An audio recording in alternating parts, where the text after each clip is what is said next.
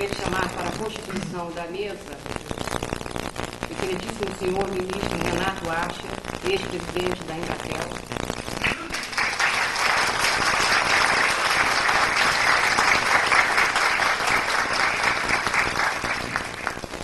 Excelentíssimo senhor Dr. Luiz Antônio Barreto, secretário de Estado de Cultura de Sergipe.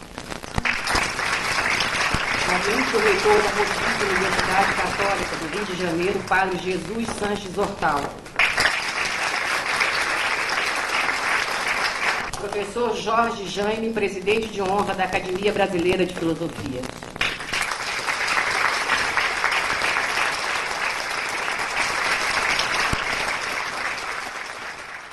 Professor Aquiles Cortes Guimarães, membro eleito da nova diretoria da Academia Brasileira de Filosofia.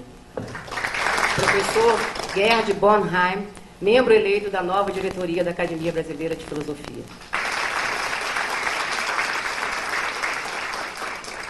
Professor Danton Voltaire Pereira Souza, também novo membro eleito da nova diretoria da Academia.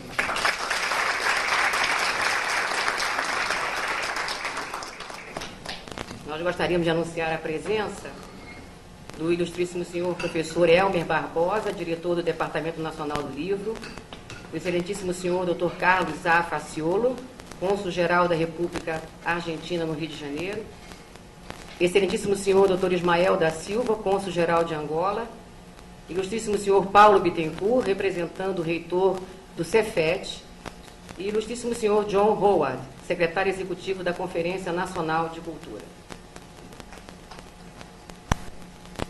Vamos dar início, então, à nossa cerimônia de posse da nova diretoria da Academia Brasileira de Filosofia. Nesse momento, nós convidamos os presentes a ouvirem e cantarem o hino nacional.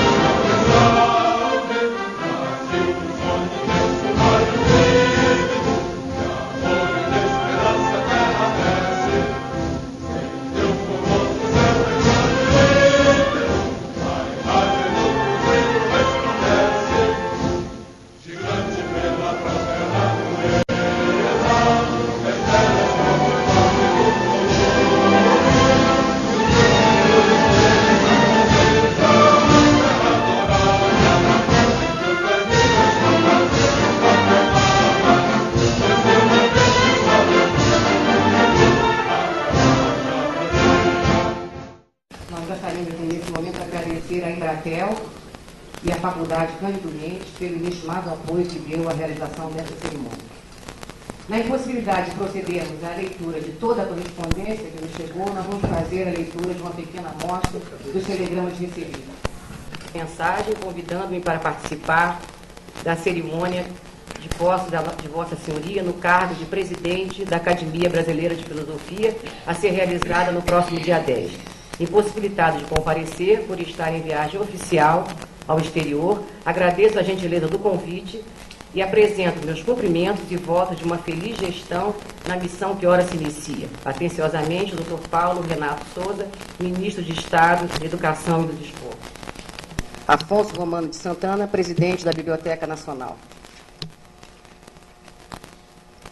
Tenho o prazer de dirigir-me a Vossa Senhoria para, em nome do Dr. Edmar Baixa, Presidente do BNDES, desejar-lhe pleno êxito nas funções de Presidente da Academia Brasileira de Filosofia, votos estes extensivos à nova diretoria e informar-lhe que, devido a compromissos assumidos anteriormente, não será possível comparecer à posse dessa diretoria. Pedro da Mota Veiga, chefe de gabinete do presidente do BNDES.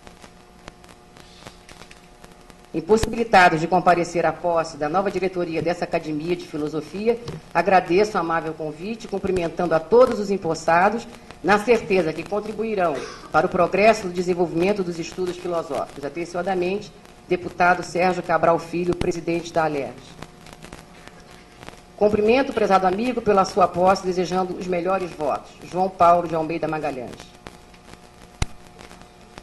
Em nome da Universidade Gama Filho e no meu próprio, tenho o prazer de felicitá-lo, bem assim os integrantes da nova diretoria, pela cerimônia de posse programada para o dia 10. Estou certo da elevada contribuição da academia ao campo da filosofia em nosso país.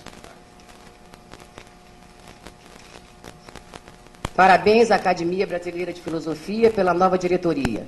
Sampaio, muito êxito, muita sorte e uma brilhante gestão te deseja Tezuki Yamazaki, elenco e técnicos do filme Um Grito de Amor. Estamos filmando e não podemos comparecer pessoalmente. Parabéns. Eu queria passar a palavra agora ao Dr. Gerardo Melo Mourão, atual presidente da Academia Brasileira de Filosofia, para a abertura dos trabalhos. Antes de dar início aos trabalhos, eu pediria à dona Noemi de Andrade, viúva de nosso saudoso companheiro Almir de Andrade, o primeiro que nos deixou desde que a academia existe, que ela viesse tomar parte na mesa representando aquele saudoso e inesquecível companheiro.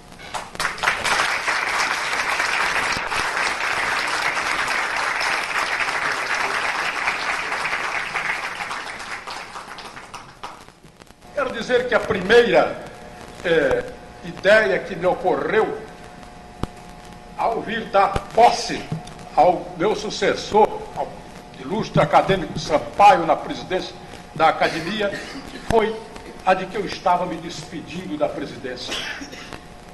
E veio à minha memória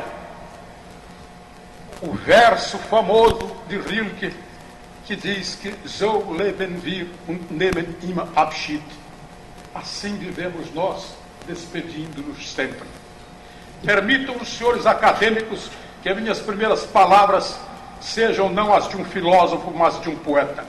Assim vivemos nós, despedimos-nos sempre, diz o verso famoso de Rilke, que há tantos anos tomei como epígrafe de minha própria adolescência e que tenho repetido incessantemente, acrescendo-o de glosas e repentes como esta de um verso longínquo dos tempos erradios da juventude. Assim vivemos nós, despedindo-nos sempre e não partindo nunca. Mas, mais do que uma pesada responsabilidade, foi, isto sim, a honra de uma aventura fascinante.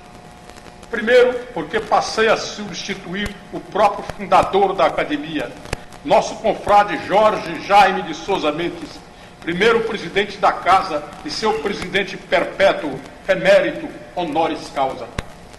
Depois, porque a academia, estudiosamente constituída por Jorge Jaime, com a ajuda de outros filósofos que passaram a ser seus sócios fundadores, representa certamente, sem desdouro para outras academias disso ou daquilo, o mais egrégio elenco de representantes do mero saber e do mero pensamento que se reúne no país. E a palavra egrégio vai aqui em seu sentido etimológico, os que podem ser escolhidos ex grege, da grei cultural do país. Pois esta não é uma academia de notabilidades, embora nelas se encontrem alguns dos melhores notáveis deste país, dos diversos estados da federação. Aqui não tem e não terão ingresso por decisão de um fundador, senão aqueles que se ocupam das coisas do conhecimento e da cultura. Orgulho-me assim de informar que nenhuma outra instituição pode falar antes da nossa daquilo que é objeto da filosofia. E fora das coisas próprias das religiões, que se situam nas sesmarias da metafísica, que supõe a revelação de verdades para lá dos tempos e dos espaços, e entre elas se inclui a poesia, só a filosofia tem o privilégio da busca da verdade. Por isso, o nosso lema é ad veritatem. Recentemente eu contava, por ocasião da morte do escritor português Miguel Torga, a quem renda aqui uma homenagem, uma das figuras mais importantes da nossa língua, com uma obra extraordinária de ficção, de poesia e de memórias, um homem de pensamento puro. Né? O Torga, eu, quando fui visitá-lo, 5 ou 6 semanas antes de sua morte, ele disse: tenho muita pena de ti, porque tu vives num país como o Brasil, onde fulano de tal é considerado um grande escritor. Eu digo: mas por que, Miguel?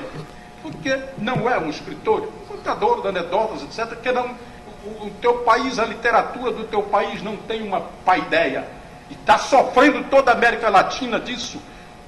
Aí citamos ao correr da conversa, não vou citar nomes brasileiros, se este Gabriel Garcia Marques é um contador de anedotas para vender o pitoresco do seu país aos estrangeiros. O país não é isso, o país tem uma medula muito mais séria de pensamento do que essas obras pitorescas, etc. Então, o Brasil precisa de uma paideia.